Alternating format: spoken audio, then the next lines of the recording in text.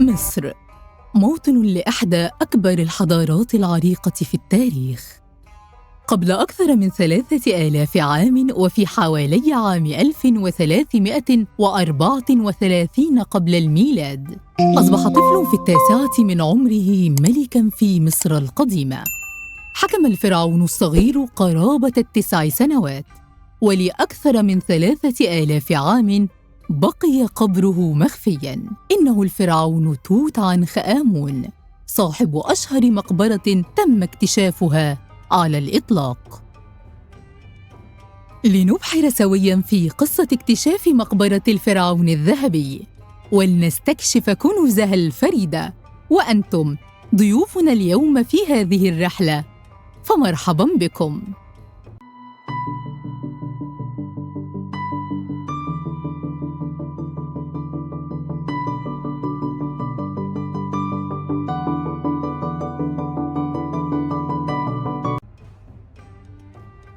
لم يكن توت عنخ آمون أعظم الفراعنة في مصر القديمة من حيث الإنجازات، إلا أن اكتشاف مقبرته جعله أيقونة في التاريخ المصري.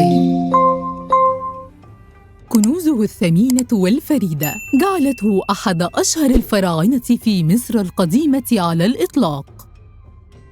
على الضفة الغربية لنهر النيل، وتحديداً بوادي الملوك، بدأ عالم الآثار الإنجليزي هوارد كارتر أعمال الحفر، فلقد كان يأمل في العثور على اكتشاف كبير. وبعد سنوات طويلة من البحث والتنقيب، وتحديداً في 4 من نوفمبر عام 1922، كان العالم على موعد مع أحد أعظم الاكتشافات الأثرية على مر التاريخ. فلقد تم اكتشاف مقبرة لفرعون صغير السن، وقد عثر بداخلها على كنوز لا تقدر بثمن. إنها مقبرة الفرعون توت عنخ آمون. ورغم أن هذا الاكتشاف نسب إلى العالم البريطاني كارتر، إلا أن هناك قصة أخرى تقول بأن البطل الأول لاكتشاف المقبرة الطفل المصري حسين عبد الرسول، الذي اكتشف مدخل المقبرة مصادفة عندما عثر على درجة سلم، وسارع لإخبار كارتر وإرشاده إلى سلالم المقبرة. وعندها بدأ الحفر في مكان درجة السلم الأولى، حيث عثر على 16 درجة سلم جديدة. حينها، ومن شدة سعادة كارتر بالكشف الأثري وبدور حسين عبد الرسول، ألبسه إحدى قلائد الملك توت عنخ آمون، ثم قام بالتقاط صور له بالقلادة الذهبية. ما لبث أن وصل كارتر إلى المقبرة كانت بأختام سليمة، فلقد كانت أختام الجزء العلوي من الباب هي أختام الجبانة الملكية، وعلى الجزء السفلي اسم توت عنخ آمون، وكانت عبارة عن مدخل يؤدي إلى 16 درجة سلم، ثم دهليز مائل، وبعدها حجرة أمامية مستطيلة الشكل تتفرع منها حجرتان، هما حجرة التابوت وحجرة الكنوز، بالإضافة إلى حجرة صغيرة جهة الغرب.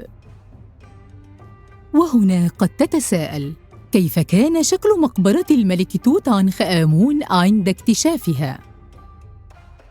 كانت المقبرة مليئة بالتحف والممتلكات الثمينة والمذهلة، وبحسب الروايات فلقد قدرت بين حوالي 3500 قطعة أثرية إلى 5000 قطعة أثرية تم اكتشافها، والتي كانت مكدسة بإحكام شديد، مثل العربات الذهبية، بالإضافة إلى الأشياء التي كان الملك توت عنخ آمون يستخدمها في حياته اليومية، مثل الملابس والمجوهرات والبخور والأثاث والكراسي والأواني.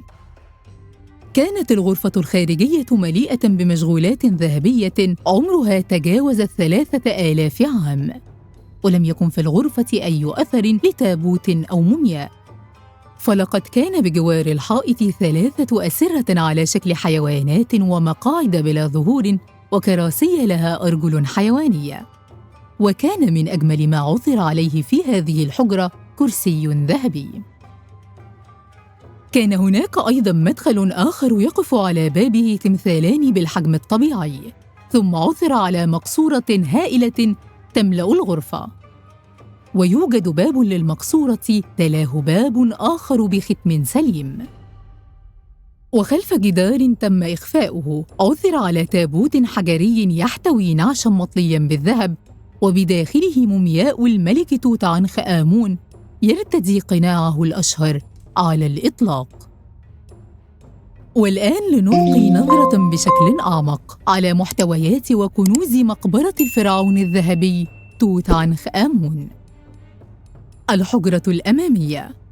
عثر على عدد كبير من المقتنيات الرائعة بالحجرة الأمامية، ومنها 3 أسرة على الجانب الغربي للحجرة. كما وجد كرسي العرش تحت السرير الموضوع يساراً، وهو مزين بنقوش للملك توت عنخ آمون وزوجته. كانت التفاصيل بالكرسي في غاية الروعة والجمال، ما جعله من أجمل القطع التي اكتشفت بمقبرة الفرعون الذهبي. كما احتوت الحجرة على أجزاء من 4 عربات كاملة في ركن الغرفة نحو الجنوب الشرقي، بالإضافة إلى تمثالين كبيرين أكبر من المقاييس المعتادة باللون الأسود، وبهما زخرفة بالصفائح الذهبية، وأمامهما صندوق مزين بمشاهد أثناء حملات الملك توت عنخ آمون الحربية. الحجرة الإضافية.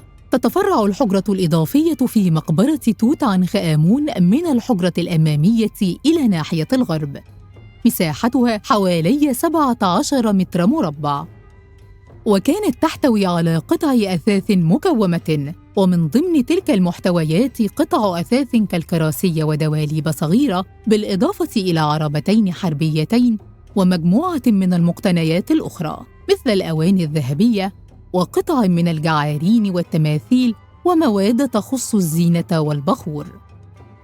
حجرة التابوت.